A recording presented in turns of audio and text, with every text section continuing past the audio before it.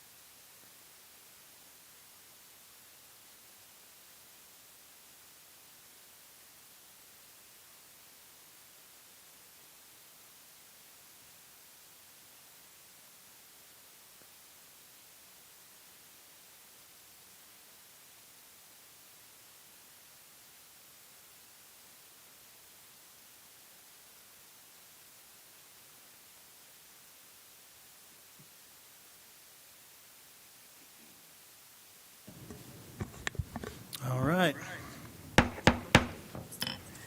Good evening, everyone. One second. There we go. All right, thank you. We are experiencing technical difficulties, and I apologize to each and every one of you for the delays. We're getting some new equipment up here. But we are ready to begin with the meeting. We do have quorum today. We have one of our members, Sam Hershey, who will be joining us remotely via WebEx. And so we've just had to make some adjustments to make sure that he is able to participate through WebEx. So we will call this meeting to order. Today is June the 18th at 5:42 p.m. And we will open our meeting with the Pledge of Allegiance. Please stand if you are able.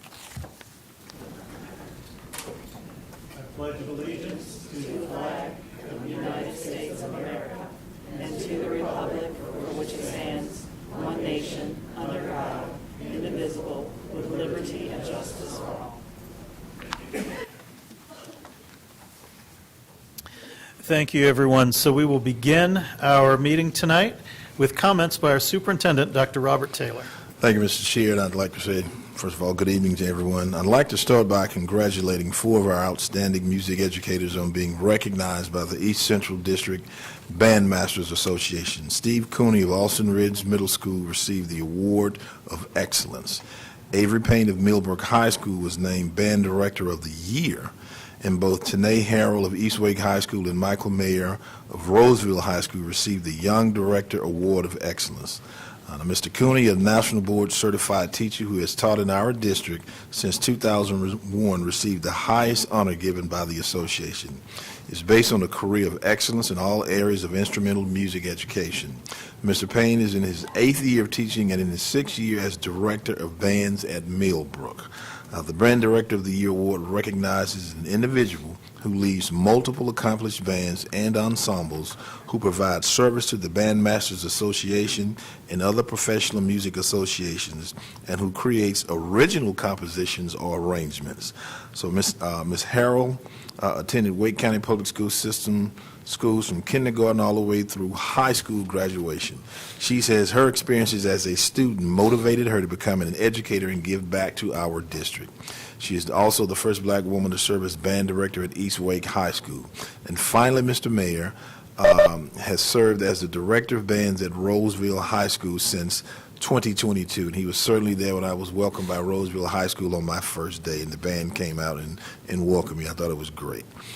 He directs 3 concert bands, the marching band, and provides guidance to multiple student-led ensembles. Both of these outstanding young directors take pride in the inclusive, diverse, and positive learning environments they build among their young musicians. Arts education helps students flourish, inspiring confidence as they hone their talents, while also teaching important life skills such as perseverance, creativity, and the ability to collaborate with others. That means our arts educators are giving all their students tools to be successful, whether they choose to pursue careers in arts or not. So we're thankful. So again, my thanks and congratulations to these 4 outstanding music directors on these richly deserved honors.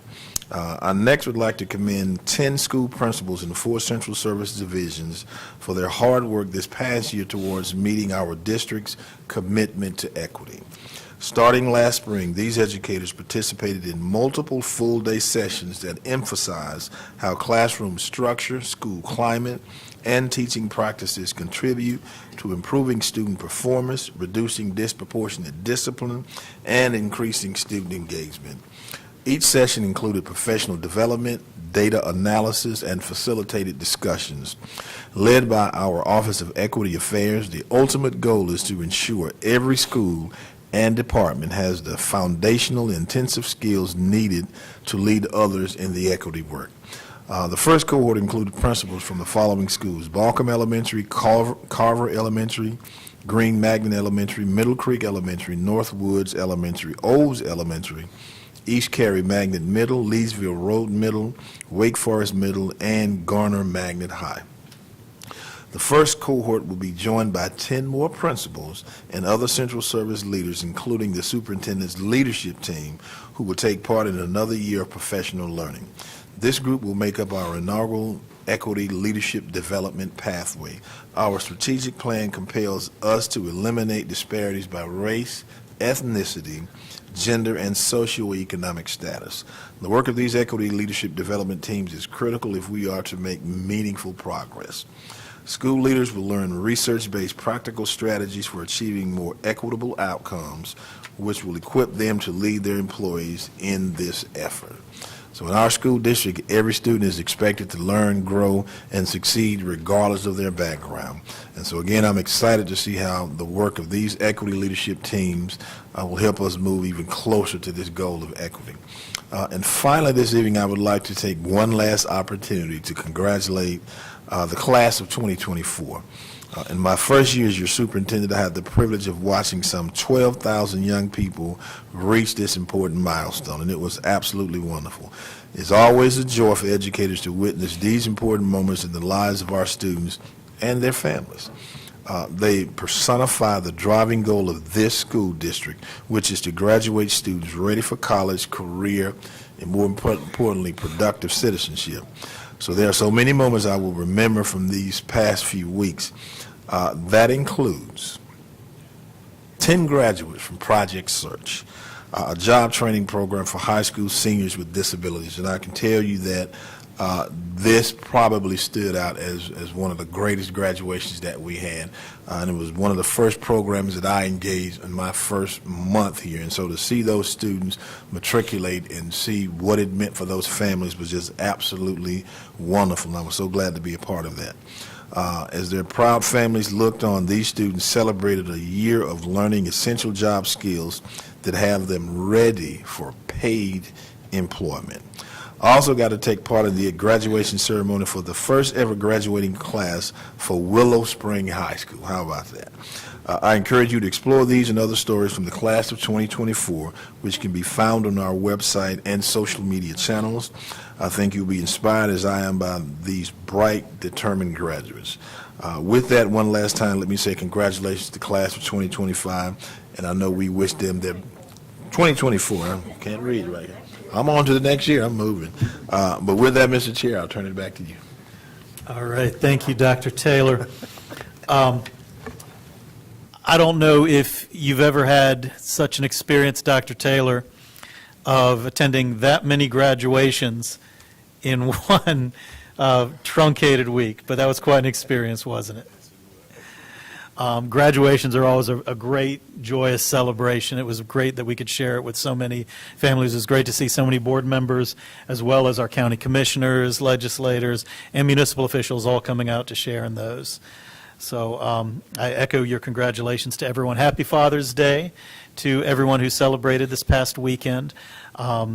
It's always a great opportunity, I know, at least in our family, to sort of pull everyone together and just sort of share our for me, yes, it's nice to have that breakfast, right, or whatever special thing that your family might do for you. But it's always a great time for me just to reflect on how thankful I am for my family and their support that makes my service in this role possible. So it's just a thank you to them as well. I won't take long because of how long I took trying to get the computer to work before our meeting, but I wanted to share something with all of you. You know, you can look at the counts of our emails to know that we hear from a lot of people. I'm looking down here, I see 16,313 items in my email. To be fair, some of those have already been read, and I'm not that far behind. But we received something in the mail from someone who came to visit the school board, and I'd like to read it to you. Mr. Chris Haggerty and the Wake County Board of Education, thank you so much for voting for Alfred C. Perry Way. Thank you for your service that you give to Wake County. You made my husband very happy, and he wishes for each of you the very best. Thank you, Bernice L. Perry. You'll remember Mr. Perry was the longtime principal at Fuller Elementary who came in and had several members of the community.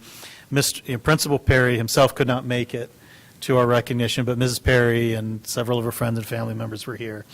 And she just wanted to express her gratitude to all of you by note, and I wanted to just share that with you here tonight. So that'll conclude my comments. Vice Chair Johnson-Haas. I don't have any additional comments other than to say congratulations to all of our graduates. And one of the things I will say that is an added benefit is getting to know our board and staff more intimately as we spend a long week and a half together. So again, congratulations to the graduates.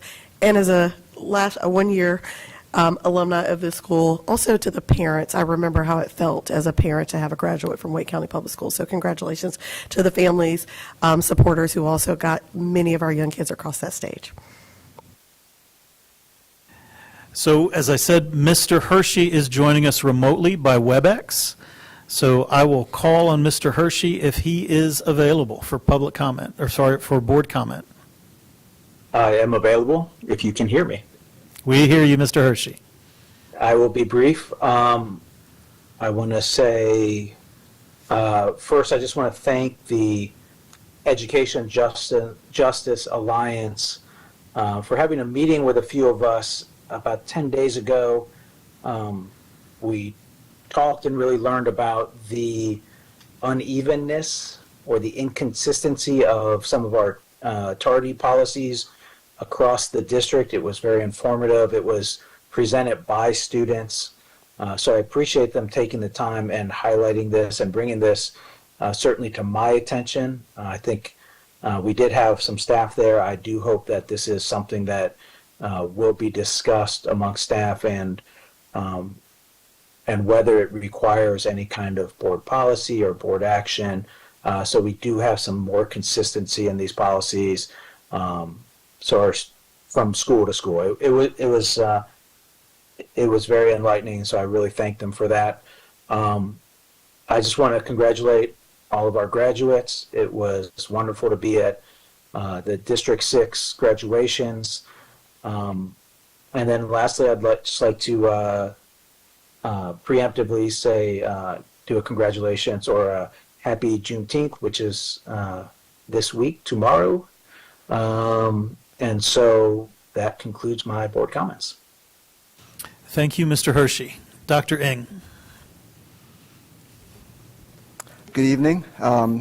Happy belated Father's Day for all of you fathers out there. I hope that you all had some quality time with your family. I was cooking for my family, so it was a good steak too.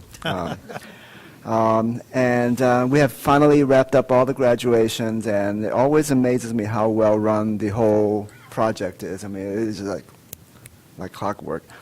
And I would like to congratulate all the graduating seniors this year. I wish all of them a great summer as they prepare for the next step in their journey, whether it's going off to college or serving in the military or joining the workforce.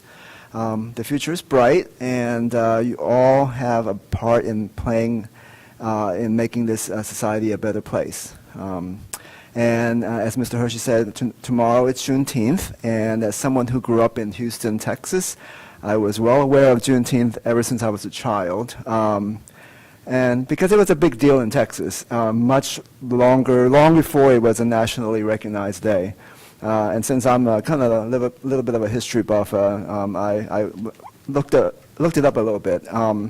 So it commemorates the time when the news of the emancipation of the slaves finally reached Texas.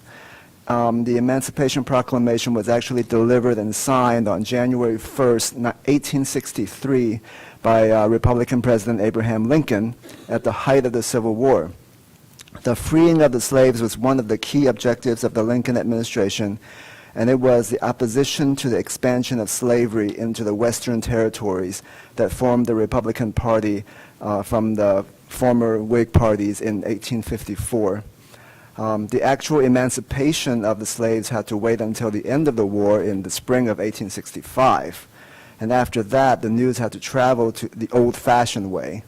So on June 19th, 1865, 2,000 Union troops arrived in Galveston Bay, which is like an hour from Houston, to announce that all the slaves were free by executive decree. I believe that we are all indebted to President Lincoln and his leadership because he's not only helped to end the conflict, but also shifted the war to a higher moral cause. In the subsequent years, the Congress would help to pass the 13th, 14th, and 15th Amendments, which abolished slavery, guaranteed all citizens, including former slaves, the equal protection under the law, and secured their rights to vote.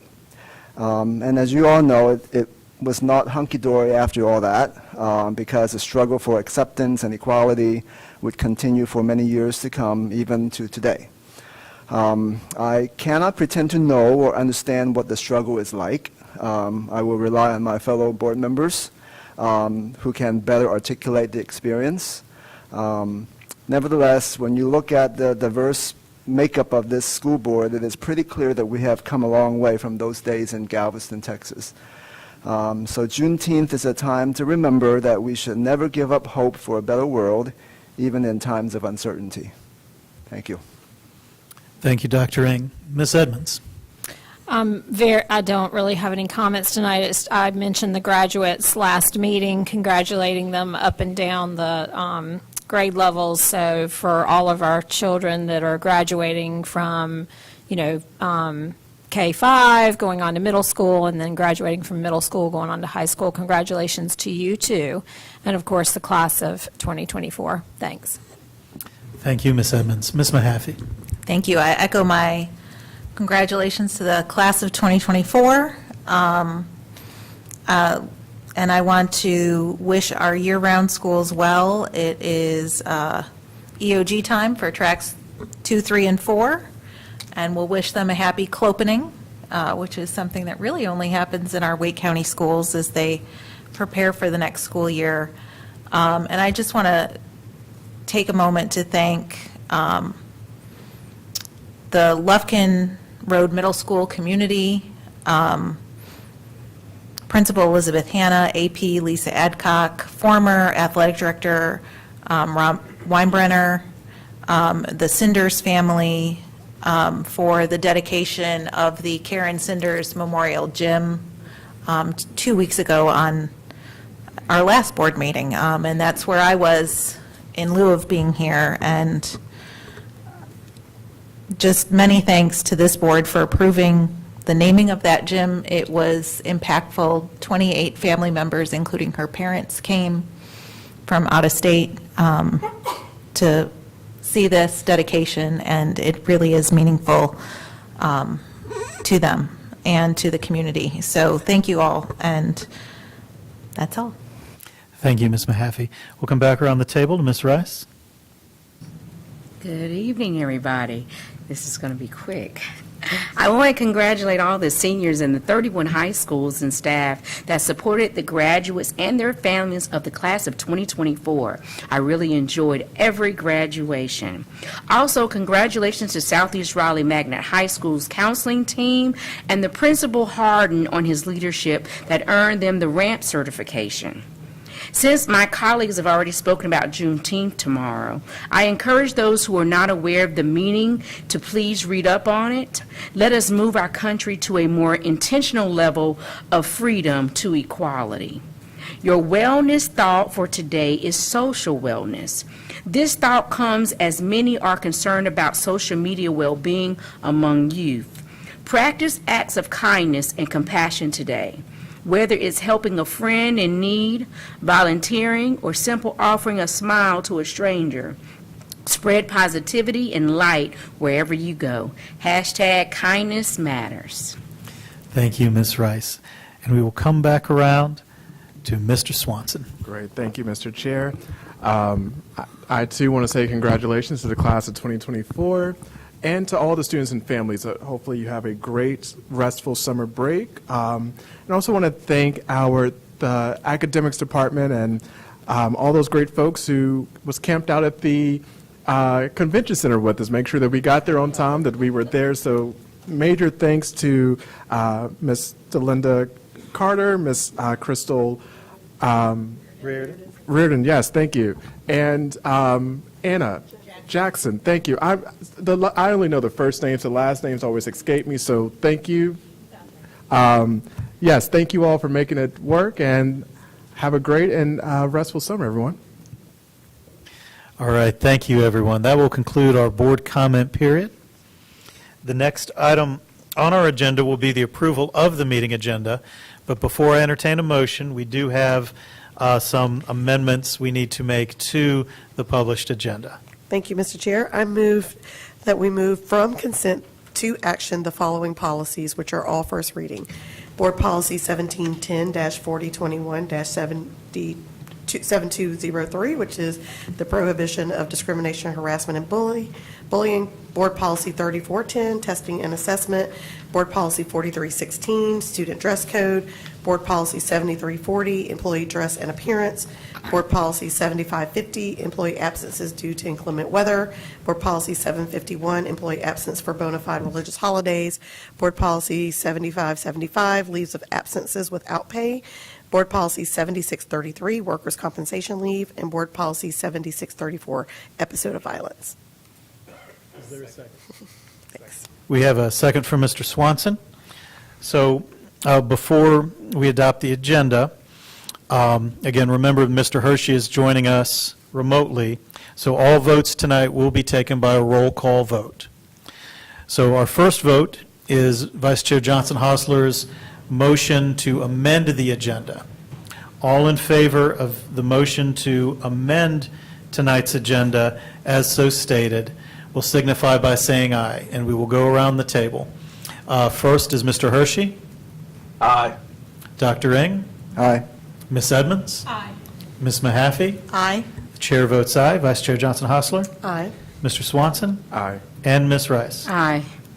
By a unanimous vote, the motion, or the agenda has been amended. Now, before I entertain a motion to adopt the agenda, I need to ask Mr. Malone. We had spoken before the meeting about the possibility that additional amendments were needed. Are those still needed? Yes. Okay. Then at this point in time, I would like to ask if there's a board member who would entertain a motion to amend the agenda to remove items 7, or Roman numeral 7.6.b through 7.6.1 to action under 8-2, the 8-2 item. And let me explain what those are. Those are the consent agenda items for modifications to the SRO memorandum with several local governments that should be moved off of consent to action after we have had the discussion about the SRO item. So they were on the consent agenda, but should more properly be considered after we've considered the new SRO MOU. So I want to make sure, is everyone clear on that? All right. Would anyone like to make that motion? So moved. Second. So we have a motion from Vice Chair Johnson Hostler and a second from Ms. Mahaffey for the second amendment as described. We'll ask for the ayes and nays. We'll start with Mr. Hershey for the second amendment. Aye. Dr. Ng. Aye. Ms. Edmonds. Aye. Ms. Mahaffey. Aye. Chair votes aye. Vice Chair Johnson Hostler. Aye. Mr. Swanson. Aye. And Ms. Rice. Aye. All right, so we have unanimous approval for adoption of the second amendment to the agenda. Now, I will ask, is there a motion to, Adopt the meeting. no, there's yet another more. one. Oh. We also had a closed session, brief closed session meeting to consider a confidential human resource recommendations. Before we move forward with the agenda, is there a motion to vote on the human resource recommendations discussed in closed session? So moved. Second. So we have a motion from Mr. Swanson and a second from Ms. Rice to adopt the HR recommendations from closed session. We'll call for the ayes and nays. Mr. Hershey? Aye. Dr. Ng? Aye. Ms. Edmonds? Aye. Ms. Mahaffey? Aye. Chair votes aye. Vice Chair Johnson Hostler? Aye. Mr. Swanson? Aye. And Ms. Rice? Aye. All right, by a unanimous vote, the HR recommendations have been adopted. Now, is there a motion to adopt the amended agenda? So moved. Second. I heard a motion from Ms. Rice, a second from Vice Chair Johnson Hostler. Calling for the ayes and nays. Mr. Hershey? Aye. Dr. Ing? Aye. Ms. Edmonds? Aye. Ms. Mahaffey? Aye. The chair votes aye. Vice Chair Johnson Hostler? Aye. Mr. Swanson? Aye. And Ms. Rice? Aye. By unanimous vote, the final version of the amended agenda has been adopted, and we are ready to proceed. So the next item that we have is our public comment period. And as you all know, speakers commenting on tonight's agendas, commenting on items on tonight's agenda will be heard before speakers commenting on other topics. All other speakers will be heard in the order of their sign-up. Only the person speaking at the podium will be able to stand. Again, all attendees that are not speaking are asked to remain seated. Members of the public are welcome to offer comments or criticism directed at the substantive ideas, actions, or procedures of the board and individual board members.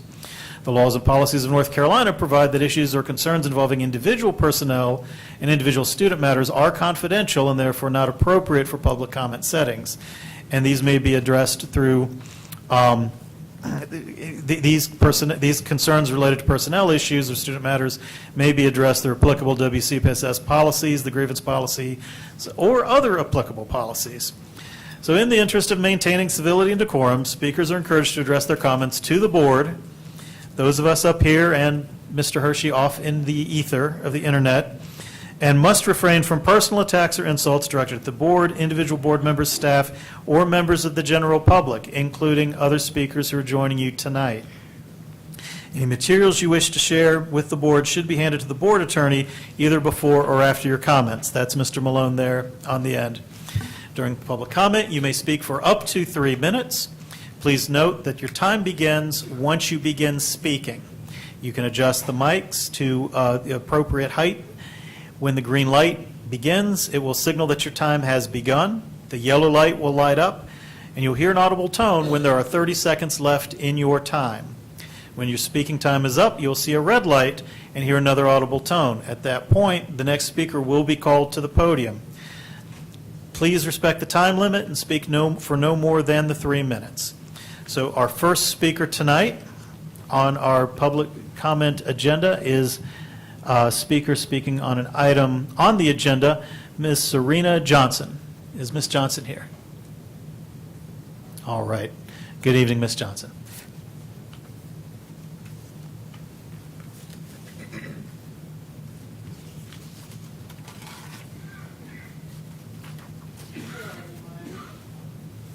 My name is Serena Johnson. I'm a parent, and I'm also a parent organizer with the Education Justice Alliance. And I want to discuss the SRO's program with Wake County.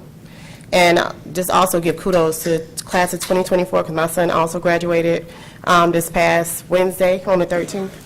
And I just want to say that, we have the SRO program, and we understand what the thought was initially based off the violence that took place in schools across the United States of why it was implemented. But I think second thoughts should be had on why it's still in place and how effective has it been since it's been in place.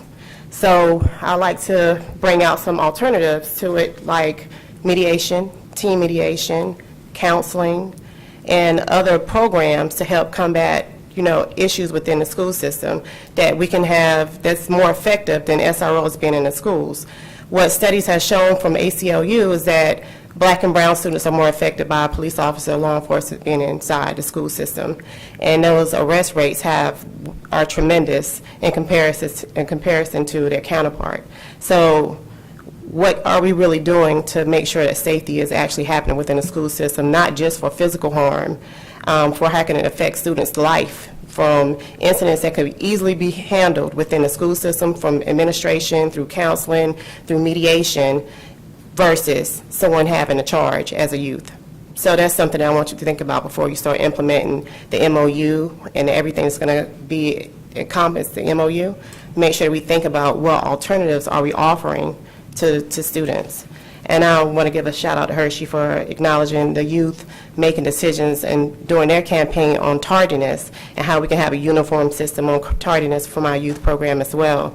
And it's one thing that I've learned from interacting with them through the programs. They have a lot of knowledge on what's happening within the school system, things that we don't know because we're parents and we're older. We're not within that whole system and how it's going to affect them. But they see everything that's happening. What are you really doing to make sure you're getting input from them on what's affecting their lives? Because we had so many incidents that happened within the school system. SROs weren't preventing those things from happening. What can prevent it from happening? And I think the involvement of counseling and the teachers being more aware of what to tell administration when things is happening, that's what we need. So that's all I have for tonight. Thank y'all. Thank you, Ms. Johnson. Our first speaker on the off-agenda items will be Joseph Deaton, if Mr. Deaton's still here. Yep, there he is. And Mr. Deaton will be followed by Joy Blunt. I read the sex education standards adopted by NCDPI on June 6. The standards make many very good points, but then they seem to equivocate or are not as strong and clear as they could be. For example, the standards mention the benefits of waiting until marriage to have relations, and that abstinence is the best way to avoid pregnancies and STDs. But then they equivocate by talking about risk reduction with safer sex options for contraception. And while it's good to give information on the safety and effectiveness of various contraceptive methods, it could sound pretty tempting to say, for example, that a particular method is FDA approved and is 92% effective. There would be quite a different emphasis to say instead that method has an 8% failure rate and that you roll the dice every time you use it until sooner or later your luck runs out. Some methods don't protect against STDs.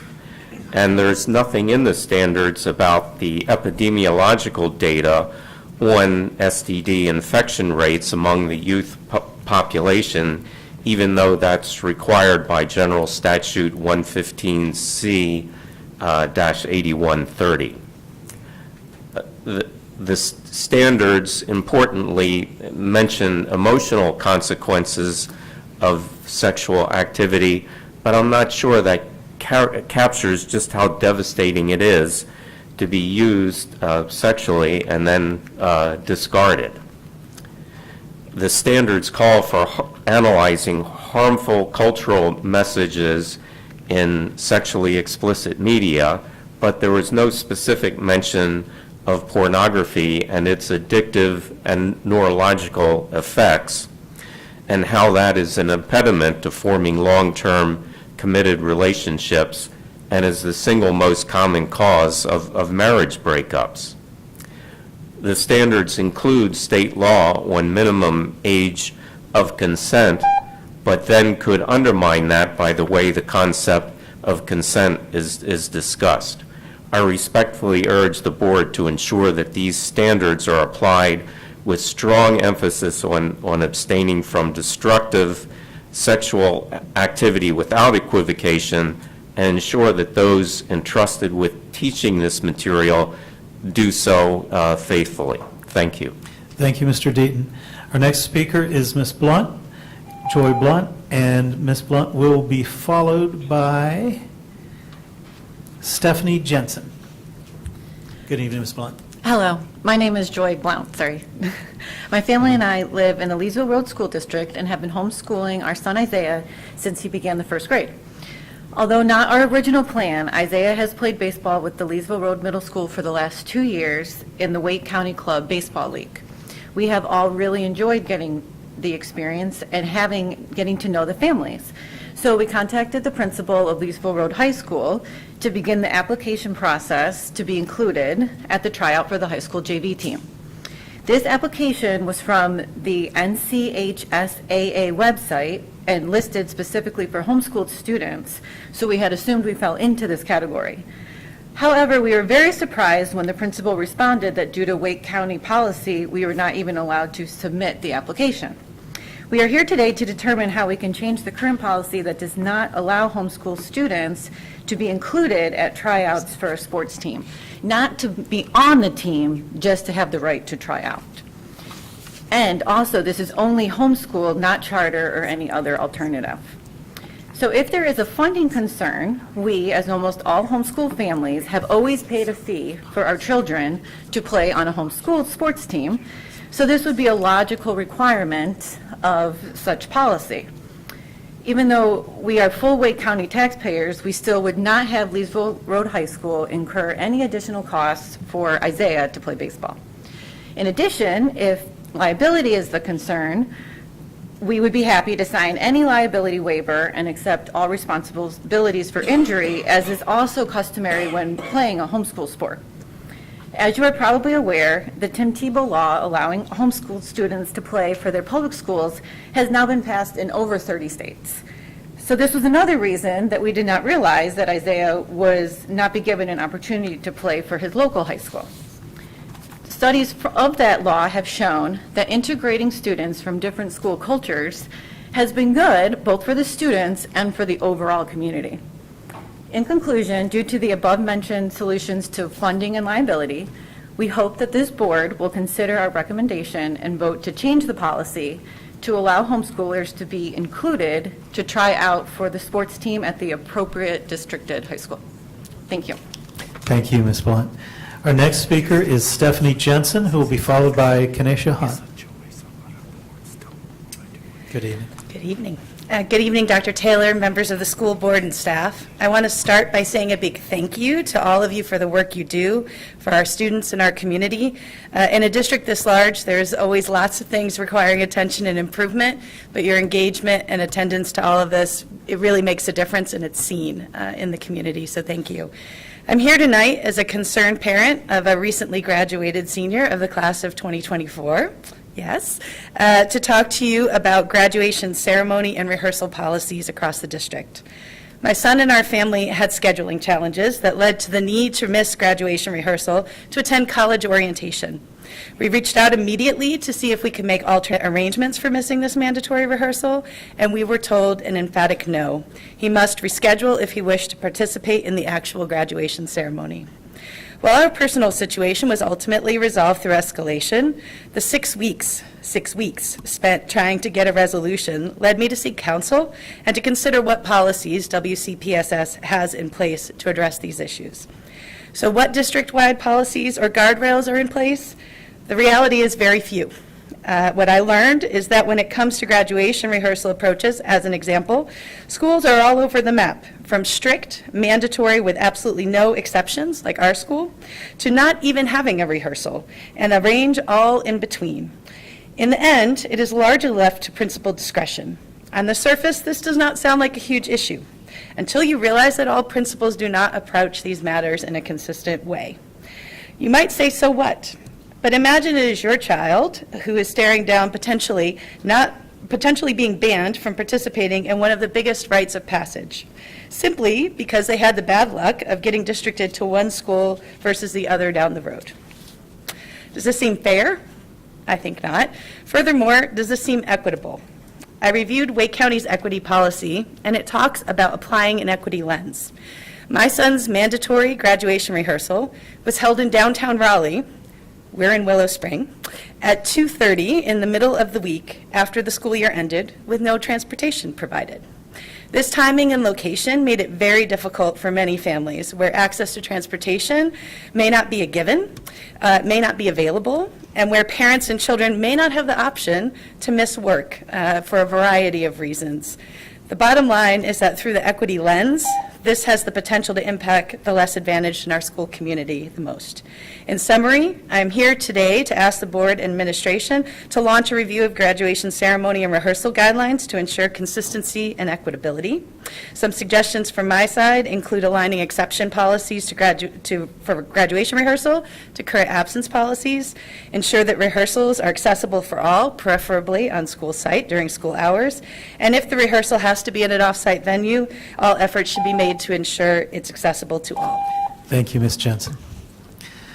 Our next speaker is Kanesha Hunt, who will be followed by Amy Williams. Good evening, Ms. Hunt. Good evening, everyone. Can you hear me? Yes, ma'am. Okay. How are you doing? My name is Kanesha Hunt. I am a parent of 2 Wake County public school students. And the issue I wanted to bring up was, and as I speak, and I'm speaking of our community, I'm not speaking of race, but I'm speaking of south side of Raleigh and the southeast side of Raleigh, where I'm born and raised, as well as where I'm raising my kids. So when I speak of our community, I'm speaking the schools in our community have access to extracurricular activities with no charge. And it's to benefit the kids who don't have access to obtaining those extracurricular activities outside of school because their parents, such as me, a single parent, I'm not able to afford to put my kids in those extracurricular activities. And one great thing that happened was my kids, when they were able to attend the schools in our community, they was able to access piano lessons and violin and viola lessons free of charge, as well as golf. My kids would have never had that access otherwise, you know? So I was grateful for that. The issue that I'm having, as well as other parents in our community, is that our kids are now being bused 30, 40 minutes away to schools in Cary and Apex, where we have to come out of pocket now for those activities. And I'm speaking of that because my kid now is going to a school 30 minutes away, and I have to pay for band, you know, out of pocket, because that's what she wanted to do. So I can't afford to pay out of pocket. I have to pay the bills on my own, you know, so now I got to pay all the bills and pay for my kid to be a part of a band class. So, and I know I'm not the only one that's having this issue, is other parents too, because we speak about it. With that being said, it is a disadvantage of our kids having to be bused as well 30, 40 minutes away, because you may not have, such as another parent just spoke of, access to drive 30 minutes away to attend your kids' events or attend parent-teacher conference. And as we know, as educators, I am one too, parent involvement is very important to our children's success. So being bused 30 minutes away is a disadvantage to our kids that already have disadvantage by not being able to have those extracurricular activities free of charge. So as that's being said, my kids are both AIG students, and they're being denied access to a school that's 5 minutes away from our home. Instead, they have to go to a base school that's 30 minutes away. And so that's the issue that we're having in our community, and wanted to know if you all can, you know, look further into solving that issue, letting our kids have access to the schools that's in our communities. Thank you. Thank you, Ms. Hunt. Our next speaker, our final speaker in public comment, is Amy Williams. Good evening, Ms. Williams. Good evening. I wanted to come here a couple months ago when you all put this on the legislative agenda. It was the Opportunity Scholarship Program. I wanted to come here to be a voice for the parents that have, you know, gone out for the choice of children's education and sought the Opportunity Scholarship. But it's important for everyone to know before I do that my kids did attend public school up until the year 22-23. And in spring of 23, we decided quite abruptly to pull them based on the studies that if children were proficient in reading, writing, and math by 8th grade, and we had one, that their chance of succeeding would diminish by 40%. And we wanted to give our children every opportunity to reach those levels prior to high school. And I'm certain we achieved that with the co-op curriculum that we attended, where my 7th grade twins, daughters, read over 8 books, wrote and presented essays, reports, research papers weekly in this program, among other subjects like Latin, logic, and science. My son in 8th grade had published his own short story February, along with his other classmates, participated in a mock trial in downtown Raleigh with a real judge, Judge Davidian. But as we prepared to move him into the 8th grade for my twins, we started the process early this year. We started the process to apply at the lotteries of the 2 charter schools of our choice and the Opportunity Scholarship. But if you guys aren't aware, this is a bit backwards. You see, the charter schools' deadlines are in January. The Opportunities deadline's March 1st. Not knowing if we were going to get one, both, or any, we went ahead and applied for both. In March, so we got waitlisted in March for the charter schools, but in April, we got awarded the scholarship. Tier 1, if you want to know. I know that's important for you guys. So when I was setting up appointments for the private schools of our choice, we received notice that our twins were allotted a spot that opened up in our charter school of first choice. So we declined the scholarship so some other family could use it that needed it. Our 9th grader, however, based on our public school, we went and had an open house there and talked to a bunch of parents and teachers. We decided to re-register him back into the high school. We feel he's ready, and we're hoping he thrives and excels in the studies. But I just wanted to let you all know it's really important for parents to have a voice and a choice when it comes to their children's education. And I can tell you that we're very thankful and grateful, really, that we've had this choice. I've gotten these stats on a couple different places, so I'm not sure. I went to the DPI, Wake County, and also Wake Economic. But there's about 160,000 public school kids that attend public school in this county. But a little over 16,000 go to charter school, over 21,000 go to a private school, and over 14,000 are homeschoolers. That's just in plain Wake County. With over 51,000 kids, that affects a lot of families. I was just curious to know at what I'm point. sorry, that's the conclusion of your time. Thank you. But thank you so much. That concludes our public comment period. The next item on the approved agenda is consideration of our consent agenda as amended. So moved. Second. We have a motion from Vice Chair Johnson-Hostler and a second from Ms. Mahaffey. Again, we will call for the ayes and nays for adoption of the consent agenda. We'll start with Mr. Hershey. Aye. Dr. Ng. Aye. Ms. Edmonds. Aye. Ms. Mahaffey. Aye. The chair votes aye. Vice Chair Johnson-Hostler. Aye. Mr. Swanson. Aye. And Ms. Rice. And by unanimous vote, the consent agenda has been adopted. Next, we'll move into our action items. The first action item is under Finance, approval of an interim budget resolution for 2024-2025 fiscal year. And we will hear from Mr. David Nieder. Good evening, Mr. Nieder. Good evening, Chair Haggerty, members of the board, and Superintendent Taylor. At their June 3rd meeting, the Wake County Commissioners approved the county's 2023-2024 operating budget. The Board of Education's proposed budget for 2024-2025, my mistake. The Board of Education requested an increase in county appropriation for their proposed budget for 2024-2025 of $64.2 million, and the final budget for next year approved by the Commissioners includes an increase in county appropriation of $58.3 million, leaving approximately a $4.9 million funding gap to reconcile. As we shared at your board work session 2 weeks ago on June 4th, we're still waiting for the state to finalize its budget for the 2024-2025 school year, which is the second year of the state's biennial budget. It's possible that any final state legislative decisions on the second year biennial budget may increase that gap that we need to reconcile. It's also possible, as we've seen in past recent years, that it could decrease that gap. Once any final legislative decisions are made about next year's state budget, we will bring back to the board recommendations for adjustments to reconcile the board's proposed budget for 2024-25 to the final state budget and what we now know is the final local county budget. As this is your last scheduled board meeting between now and the beginning of the new fiscal year, a new school year, which is July 1st, we're asking the board to adopt an interim budget resolution.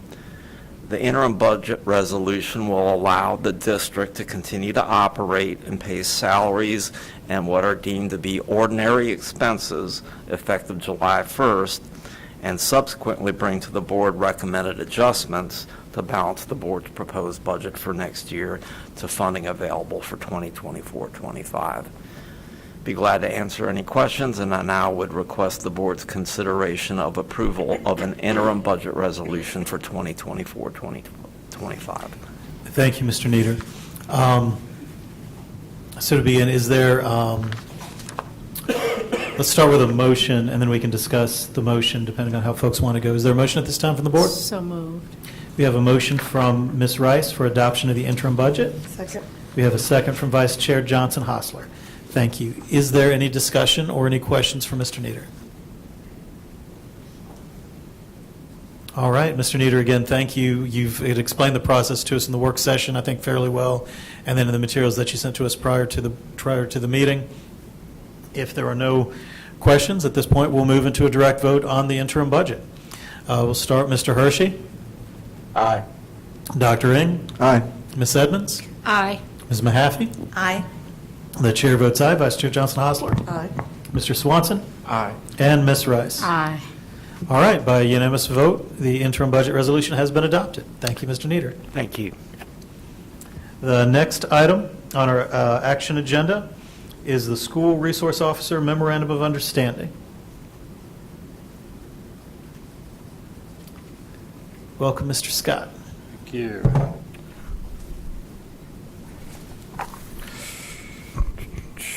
All right, good afternoon, Chair Haggerty, Vice Chair Johnson-Hostler, Superintendent Taylor, and board members. Today I'm here to present to you the 2024-27 SRO MOU for board action. I think Ms. Clark is going to bring up my slide deck possibly. Yep. Okay. Today I'm going to provide you a summary of the proposed MOU highlights, the 2024 MOU development process. I'll also go over the recommended final steps for the 24-27 MOU, and then we'll go over any questions that you may have.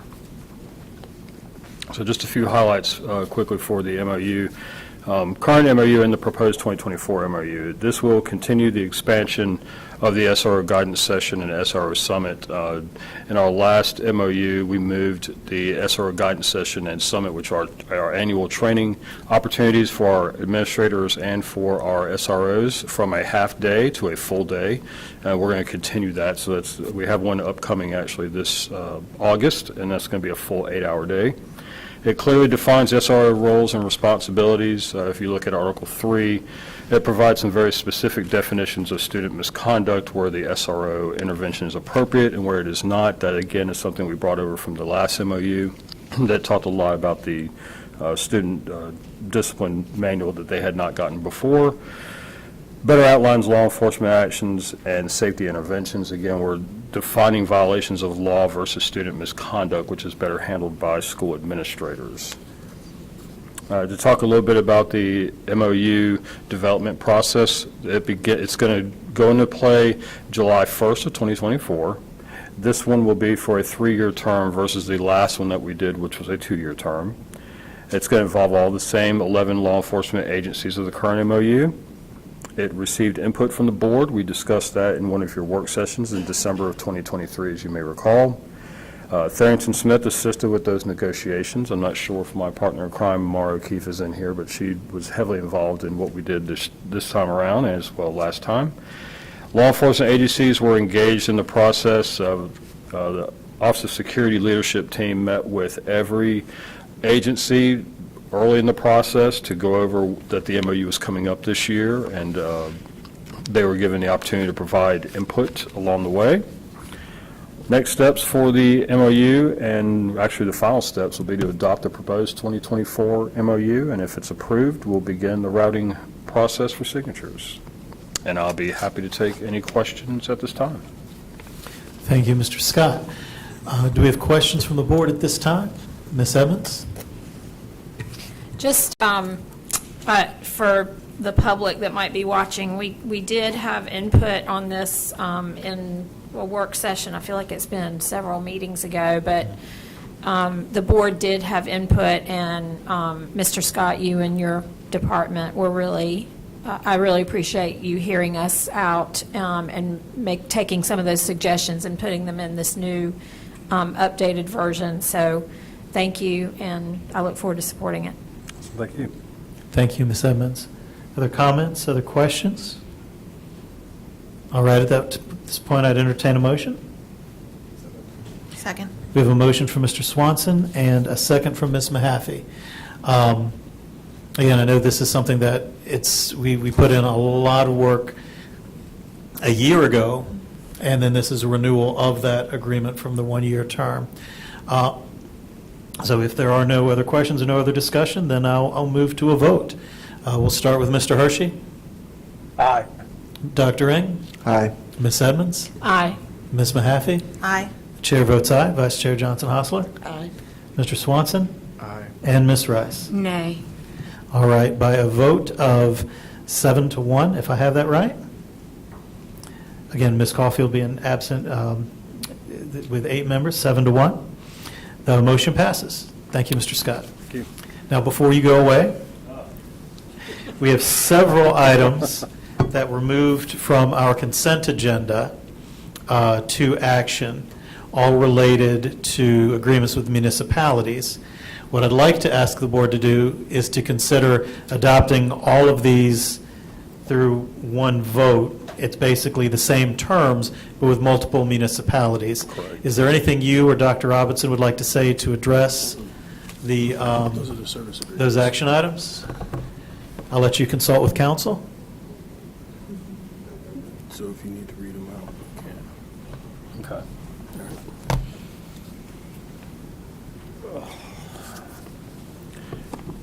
So I guess it may be a question for Mr. Malone. Do we need to read each of these out, or can we just proceed with one, as Chair Haggerty mentioned? I just think you can generally describe what they are. The board's had them in the materials under consent, so they've all seen them, and then they can see if there's a motion to approve them as a group. Yeah, so the service agreements are what is the mechanism of getting the SRO MOU enacted and getting them into the building. So that has to be updated as we move along. I think the reason that we're moving it, and correct me if I'm wrong, is that we need to do the MOU first and then do the agreement right behind it. And so now that we've already done the MOU, we're just asking for you all to give your blessing on the service contracts. Just sort of an order of operations. It's order of operations, yes, sir. All Absolutely. right, thank you. Again, these are the agreements that you all would have received and reviewed as part of the consent agenda, so everyone should be familiar with them. Ms. Mahaffey? I'll make a motion to approve all 8 service contracts with the different law enforcement agencies. Those are items B through I. Second. So we have a motion from Ms. Mahaffey, a second from Ms. Edmonds for approval of the enumerated items there that we moved from consent to action. Is there any discussion, any debate? Dr. Ing? Just as a point of clarity, in terms of, you mentioned about training for the SROs. Is there any kind of summary or things that we can provide to the public to let them know kind of what goes on in these training sessions, so that there is some understanding of what they have to kind of the teaching that they are trying to provide. In the past, I don't believe we've put the actual agenda out there, but it's their topics. I don't see why we could not. And I'll work with the communications department, see if there's a possibility of how we can maybe get them to be out there. In the past, we've never done that. It's just. Yeah, I'm just thinking in terms of kind of transparency, but also reassuring that the public knows the purpose and the things that the SROs who are being trained to provide that service to the schools and what that entails. Absolutely. Mr. Scott, could you share Yeah, that's what I was getting ready to do, is share a couple report that's topics. given? Oh, okay. Yeah, I was going to give you a couple topics. So typically, Just to give you kind of an overview of what the training looks like, there's 2 sessions that we do. In January, we do what's called the SRO guidance session. That is for SROs only, so that's just the law enforcement agencies, and that's more kind of law enforcement-driven topic stuff. And then in August, right before school starts, we do what's called the SRO Summit, and that's going to have every administrator that has an SRO and their SRO present together. Very similar topic-wise, but generally we have a large session that will have legal updates that Darrington Smith helps provide. In the guidance session, law enforcement has asked to kind of help craft what those topics are. So they do a lot of things that are to them, working with juvenile law. Then when we come over to the SRO Summit side, we do things that's going to be beneficial for both the law enforcement community as well as our school administrators. The equity topic is always present. We will always have that as long as I'm here. I've said that publicly before. We've done just a myriad of things, special education, we've done de-escalation stuff, we've done restorative circles, all types of things in the summit. And then when it comes to law enforcement time, again, it's more training driven straight to them. We're there, so we get to have a hand in crafting and building it, but those are just some of the topics that we cover every time that we do that. And that's been going on 12, 13 years, something like that now. Any reporting that you do with safety and security as well on committee? I couldn't hear you. The report that you give to safety Yes. and security, could you speak to that as well? So in the Safety Security Committee meetings, sometimes we'll bring kind of what the attendance look like, what we've done, who we talked to, what those programs look like when we did do them. So we kind of use that vehicle to kind of update the board or that committee, if you will, on what went on in the SRO guidance sessions and summits. And once we do the one that's coming up in August, the following Safety Security Committee meeting, I'll be bringing that to that committee, saying this is what we did, this is who was there, and that way you'll be informed of what we did. All right, any other questions? Ms. Rice? I just want to bring a little bit of clarity around my vote and thoughts. Please, go ahead.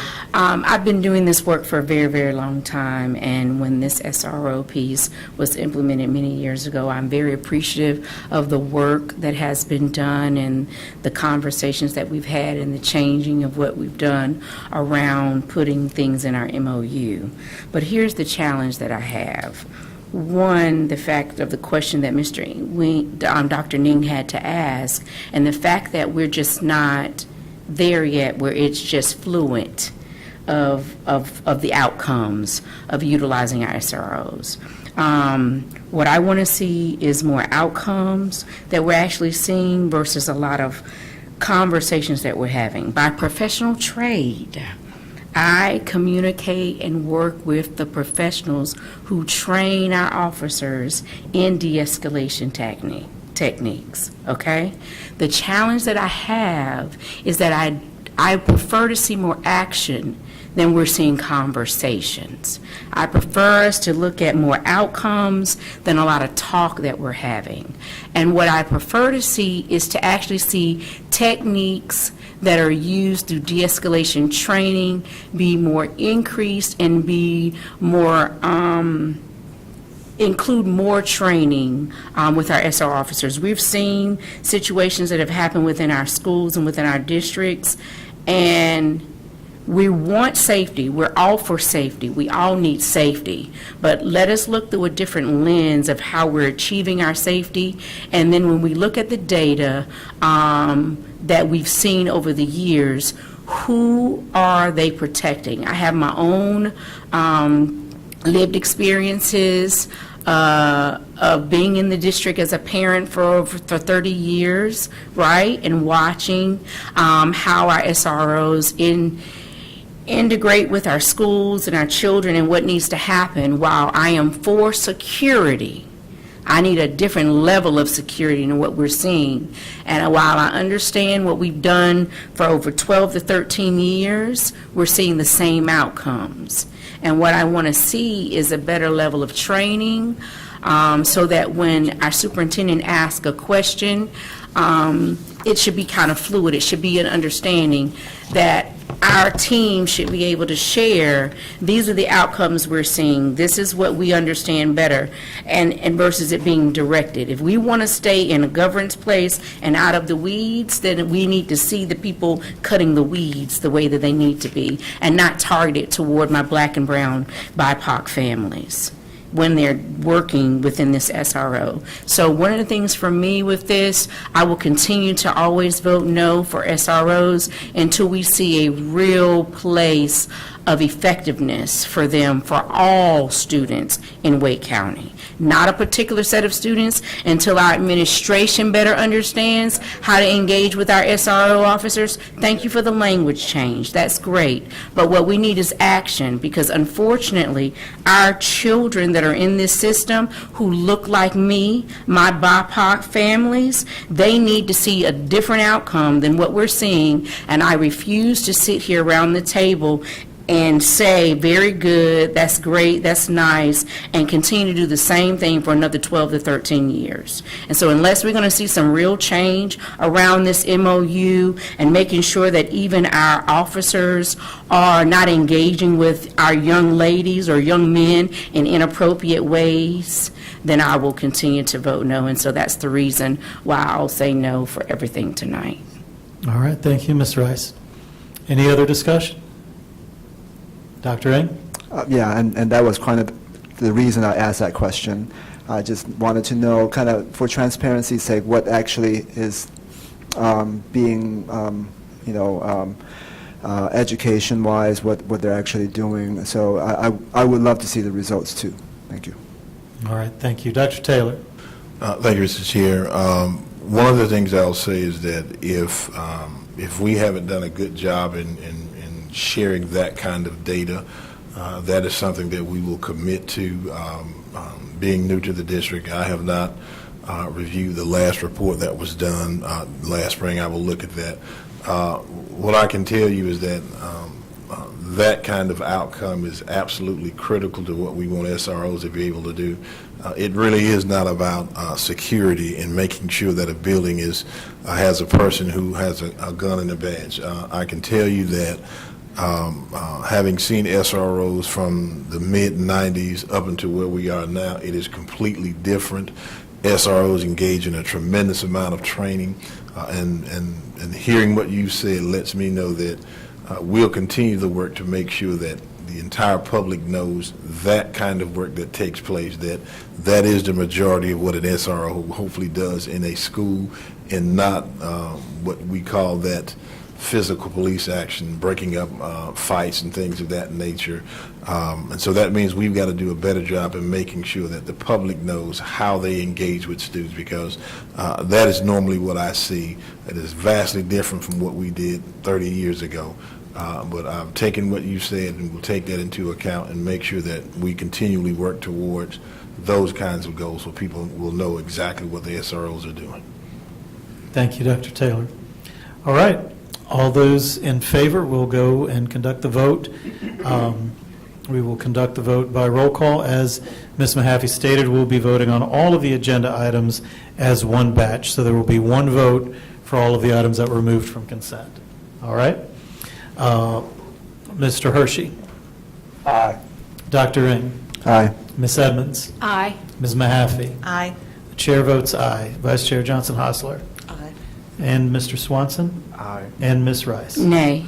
All right, by a vote of 7-1, the items that were moved from consent to action have all been adopted. Thank you very much. All right. So next on our agenda are additional items moved from consent to action. We have several policies here which need to come to the board for first reading. So the first of these we have is Board Policy 1710, 4021, 7203, brought to us by Dr. Crane. Hello, Dr. Crane. Hello, everyone. Glad to see you tonight. We're going to ask that you consider using the same process that you just used to approve a batch of policies together. These first three policies that we're going to ask you to present as a batch are policies 1710, 4021, 7230, prohibition of discrimination, harassment, and bullying, policy 4316, student dress code, and Policy 7340, Employee Dress and Appearance. We're bringing you these three together because these three policies incorporate Crown Act language, which addresses the discrimination of hairstyles that are associated with ethnicity and race. Policy 1710 and Policy 4316 are revised policies. When they are adopted, they'll replace versions of the current policies. Staff made 4 additional revisions to Policy 4316, Student Dress Code, after incorporating the many revisions that were recommended to us at the Policy Committee meeting in May. You will see those revisions highlighted in yellow. They provide clarity and improve coherence and flow. For example, the second revision simply moves a sentence from one spot to another within the same paragraph.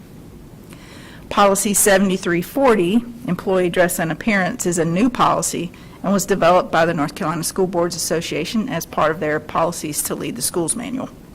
It is part of our policy migration project, and when adopted, it will replace current Policy 3004, Faculty Employee Dress. So tonight, we request the board's approval, together as a group, policies 1710, 4316, and 7340. All right. You've heard the request from Dr. Crane. Is there a motion from the board at this time to consider the 3 policies that are all part of our attempt to implement the Crown Act through various policies, 1710, 4021, 7203, prohibition against discrimination, harassment, and bullying, Board Policy 4316, Student Dress Code, and Board Policy 7340, Employee Dress and Appearance, voting for, considering them together as one motion. So moved, Mr. Chair. Second. So we have a motion from Vice Chair Johnson-Hostler and a second from Mr. Swanson. Before we vote, is there any discussion? Vice Chair Johnson-Hostler. Thank you.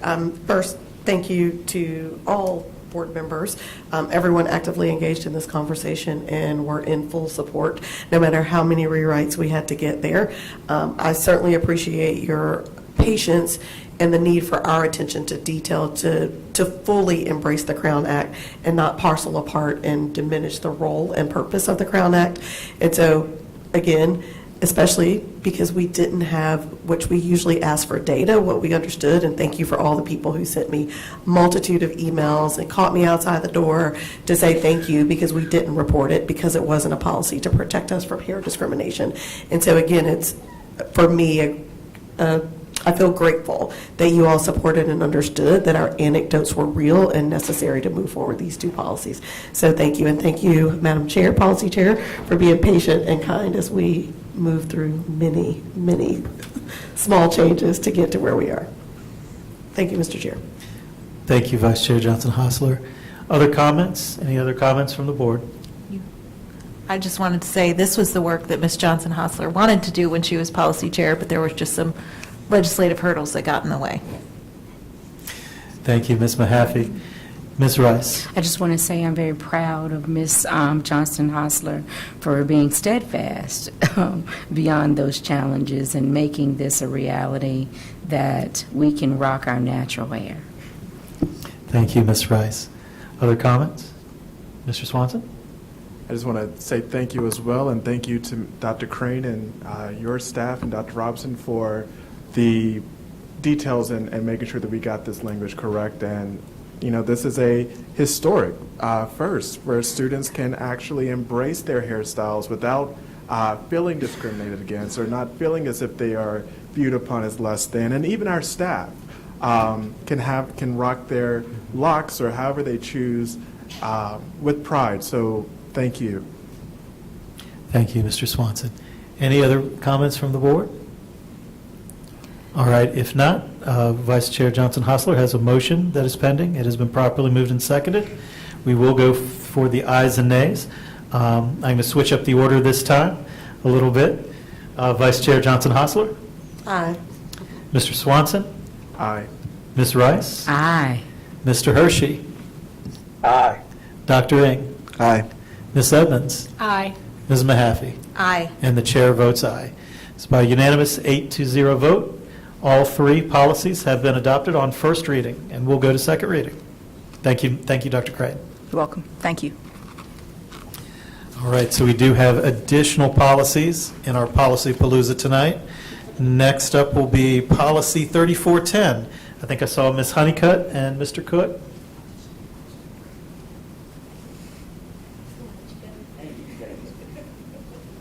All right, good evening, Ms. Honeycutt. Good evening. Thank you, Chair Haggerty, members of the board. In the midst of our testing season this fall, we discovered that we had a conflict in our current board policy 3410 and a procedure and operations manual from the Department of Public Instruction addressing how we count final exam or CTE post-assessment scores for students who are learning the English language. Our policy said that we exempt that score from counting in their grade in the first year that they are in the country, but the manual from DPI directed us to not count that grade for the first 2 years that they are in the country. So we are asking you to help us modify the policy to give our students the safety net of having that second year for them to acquire not just the academic language, but also the technical language that is difficult in some of our CTE courses. I'm happy to answer any questions that you might have for me. All right, thank you, Ms. Honeycutt. Are there any questions for Ms. Honeycutt before we entertain a motion? Dr. Ng? It's more of a comment. As a person who came from a different country and having to learn English, it did take me more than just 1 year to learn the English language, and that was with watching Brady Bunch. So, and students nowadays don't have the access to Brady Bunch, unfortunately. I was just waiting for that joke to roll through. Thank you, Dr. Ng. Are there any other questions for Ms. Honeycutt? Any other board comments? If not, I'll entertain a motion. So moved. Second. I heard a motion for adoption of the policy from Ms. Rice, a second from Ms. Mahaffey. We'll call for the ayes and nays. We'll start with Mr. Hershey. Aye. Dr. Ng. Aye. Ms. Edmonds. Aye. Ms. Mahaffey. Aye. Chair votes aye. Vice Chair Johnson-Hostler. Aye. Mr. Swanson. Aye. And Ms. Rice. Aye. By unanimous vote, the policy has been adopted on first reading. We'll go to second reading. Thank you. Thank you. So next up, I have on my list Board Policy 7550. Dr. Matillo.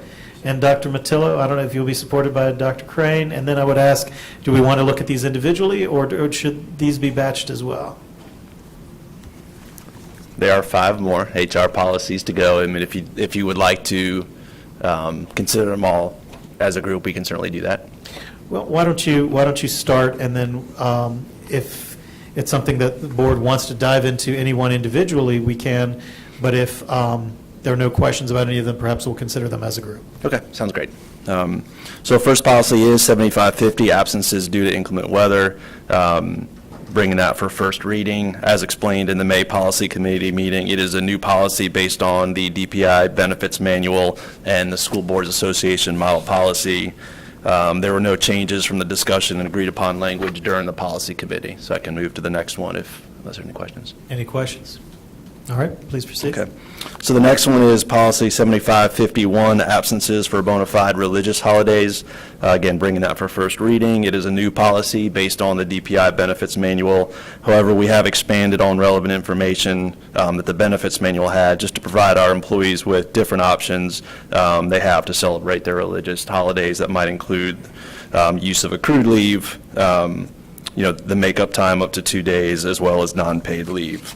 There were no changes from the discussion at the Policy Committee meeting.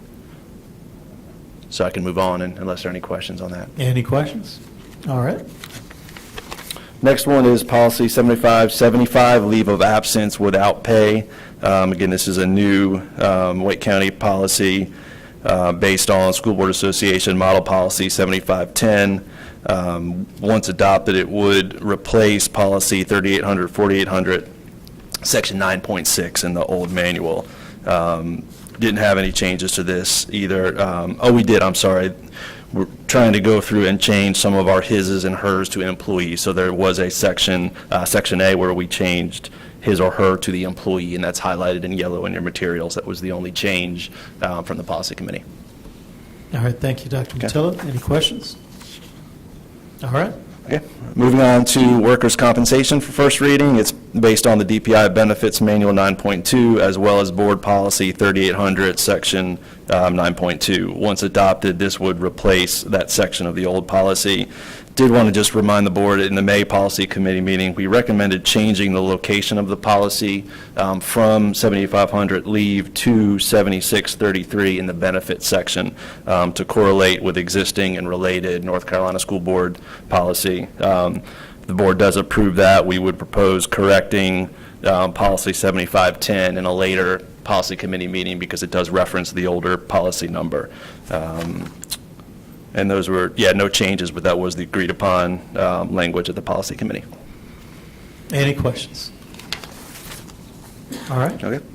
And lastly, 7634, episode of violence, was taken from the DPI benefits manual as well as board policy, and once adopted, it would replace Section 9.3 and 3800, 4800, and similar to workers' comp, we would recommend this being listed in the 7600 policies, which are the benefits policies as opposed to leave policies. And yeah, that was it. So requesting approval of all of these policies tonight for first reading. Okay, thank you, Dr. Matillo. Sure. So at this point, I'd entertain a motion from the board. Ms. Mahaffey? So moved. That was not the cleanest, but I will say. Ms. Mahaffey was voluntold to make the motion, and Ms. Evans provided a quick second. Is there any discussion about the policies as a whole? There were no questions raised during them. Ms. Mahaffey, do you have a statement on all of them? No, Dr. Mutillo, I just want to extend my thanks to Ms. Hill and Ms. Potofsky and the employee relations team for keeping us updated on this, because they can keep track of 800 different types of leave. Yep. And we can just look at the policy and understand it based on their description. So just thank you. Yeah, I'll certainly pass that along to them. Thank you, Ms. Mahaffey. It was a big lift. Thank you. We'll be going for a while. All right. At this point in time, we will proceed with a roll call vote on the board policies 7550, 7551, 7575, 7633, and 7634. And as a reminder, this will be a vote on the policies on first reading, and then they will come back on second reading. All right? We'll proceed as we have before by roll call. We'll start with Mr. Hershey. Aye. Dr. Ng. Aye. Ms. Edmonds. Aye. Ms. Mahaffey. Aye. The chair will vote aye. We'll ask Mr. Swanson. Aye. Ms. Rice. Aye. All right. So by a 7-0 vote, unanimous, we have adopted the policies 7550, 7551, 7575, 7633, and 7634 on first reading. Thank you. Thank you all. All right. At this time, is there a motion for the board to return to closed session for the statutory reasons published on our agenda and previously stated? So moved, Mr. Chair. Second. I heard, I'm going to go to this side of the table. I'm going to go to motion by Mr. Swanson and a second by Ms. Rice. But once again, we have to do it by roll call. So we will start with Mr. Hershey. Aye. Dr. Ng. Aye. Ms. Edmonds. Aye. Ms. Mahaffey. Aye. The chair votes aye. Mr. Swanson. Aye. And Ms. Rice. Aye. All right, the board will, by a unanimous vote, we are returning to closed session. We will close this session of the Board of Education meeting, retire to closed session, and then be back for any report out. Thank you. Thanks, Sam.